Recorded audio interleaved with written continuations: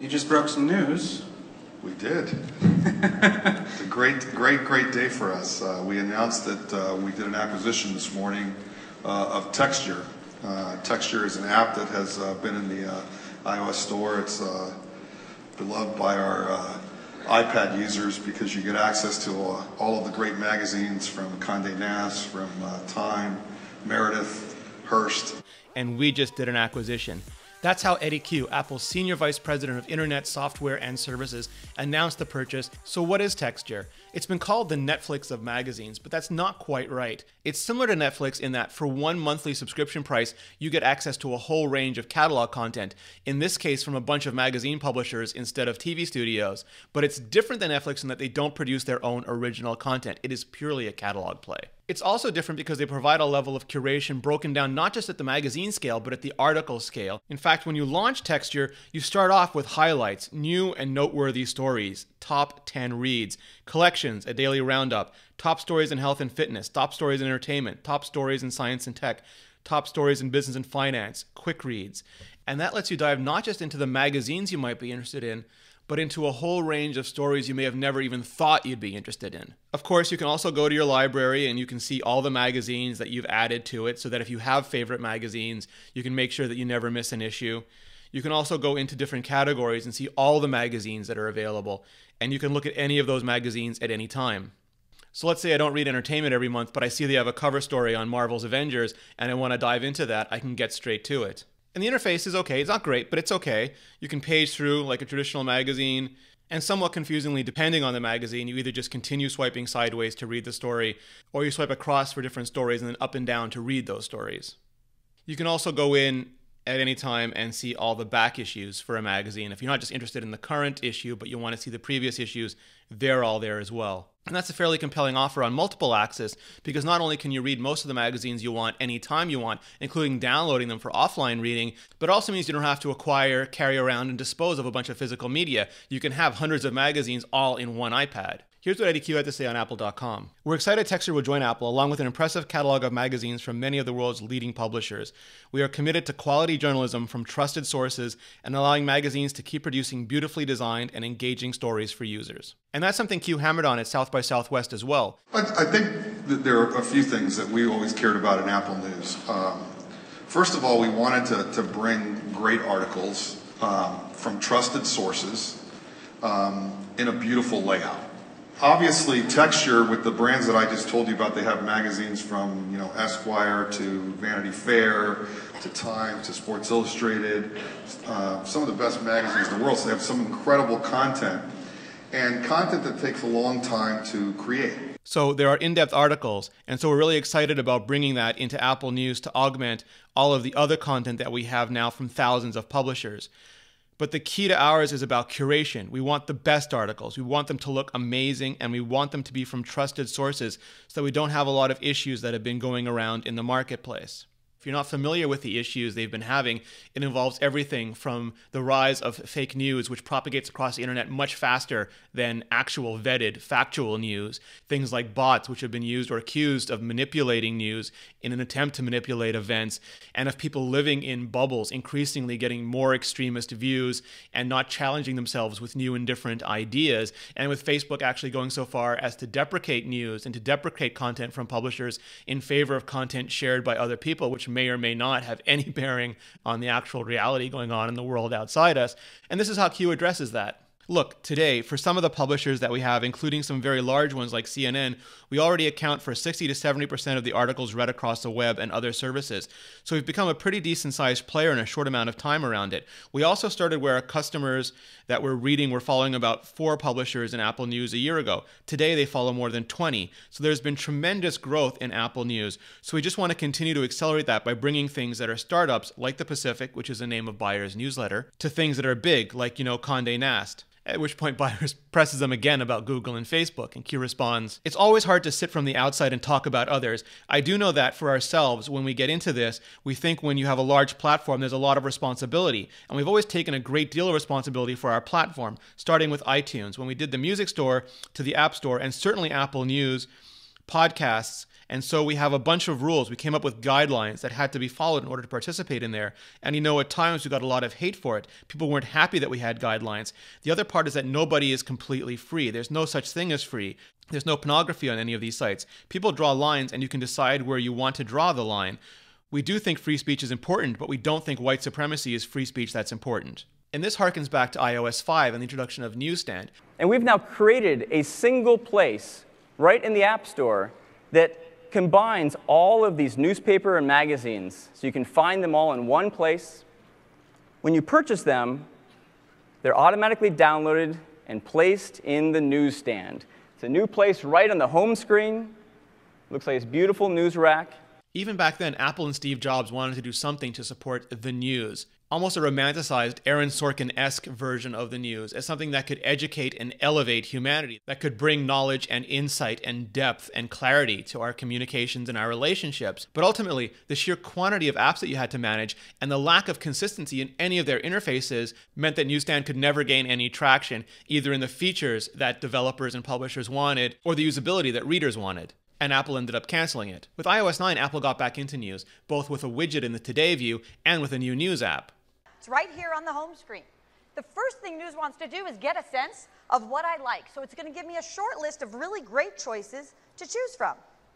And you'll see as I tap, additional recommendations come in on the bottom to give me even more choices. So I read Atlantic, Wired, New York Times, and ESPN. I'm still with you, Warriors. And Daring Fireball, topics too, like science, baking, and travel. I could keep going, but I think that's a great start. So I'll tap Done. News creates a personalized feed called For You. It's based on the choices I just made, and it's all my news in one place.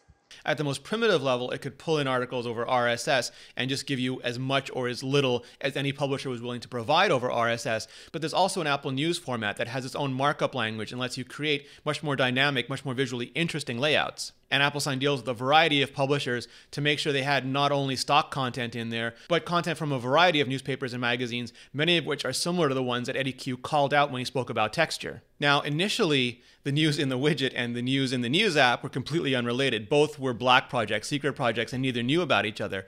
But come the next version of iOS, that was unified. So what you read in the news app was actually reflected in the news widget, and what you tapped on the news widget brought you to the news app. It started to make news into an OS-level service, similar to how photography is handled. Since then, Apple's done a great job at expanding news, at expanding editorial, at expanding curation, at introducing features for everything from the Oscars to the Winter Olympics. But at the same time, they haven't really done much to push news further. There's still no news app for the Mac. There's still no video version of news for the Apple TV. And while news is becoming a better and better product, critically, there's still no real international distribution, which is incredibly frustrating for people outside the US, the UK, and Australia, the original launch countries. It could be due to different licensing or content regulations. It could be due to future plans Apple has for the product. But this is the company that launched Apple Music in 100 countries, all at the same time, all at once. And yet they've been unable to get news beyond that small half a handful of countries in the intervening 2 years. And that's not just frustrating. That's flabbergasting. The amount of money that Apple paid for texture is undisclosed, though at Apple scale, it's probably safe to say it's roughly equivalent to the coins found in the sofa in Eddie Q's office at Results Way, or I guess Infinite Loop.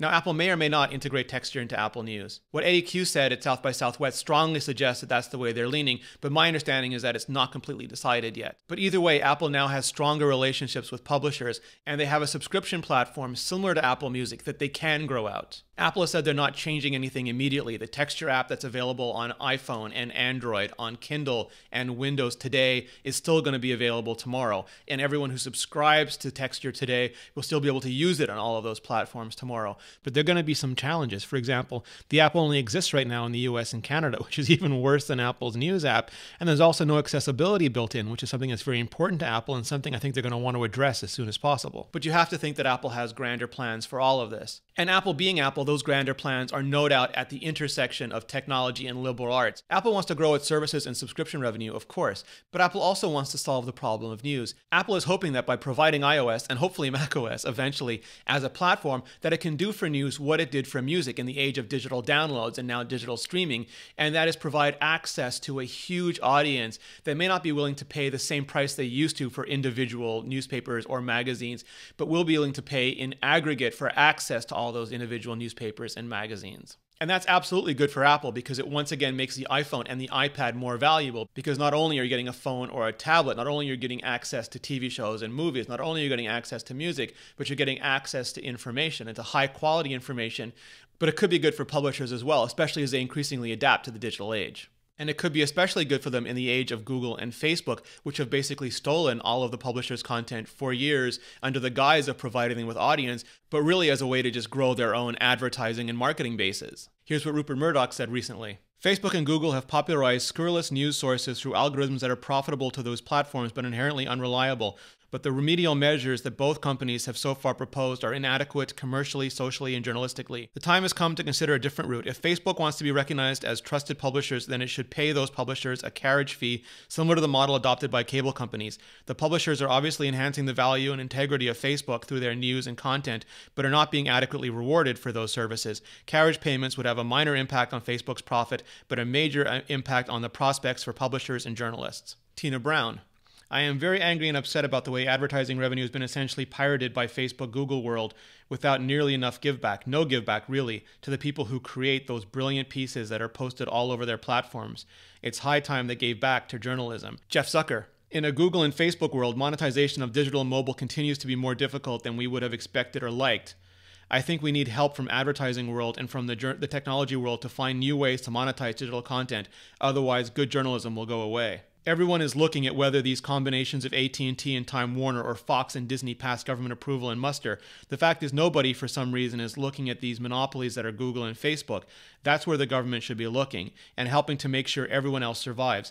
We've seen this affect even digital publishers. Many of them went all in on Facebook. Many of them even, quote-unquote, pivoted to video to go all in on Facebook's new video product, only to have Facebook switch gears and basically gut any and all revenue from those publications, any and all traffic from those publications, and now they're shutting down. Now they're laying off. Whether or not Apple can change that, either with Apple News or Texture or some other product, remains to be seen, but it's important that someone is trying. It's important that someone is thinking different. And I think that's key in understanding why Apple would be interested in Texture or in Apple News or in anything.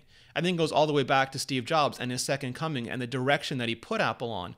And if there's something I could recommend to help you better understand that, it would be Becoming Steve Jobs, which really dives deep into the events that made Steve Jobs who he ended up being, and by extension made Apple the company that it ended up being. And you can get Becoming Steve Jobs to listen to right now for free by going to audible.com/vector or texting Vector to 500-500. In fact, because Audible is sponsoring this show, you can get any book for free. Just go there, browse their unmatched selection of audio programs, download a title for free, and start listening. It really is just that easy.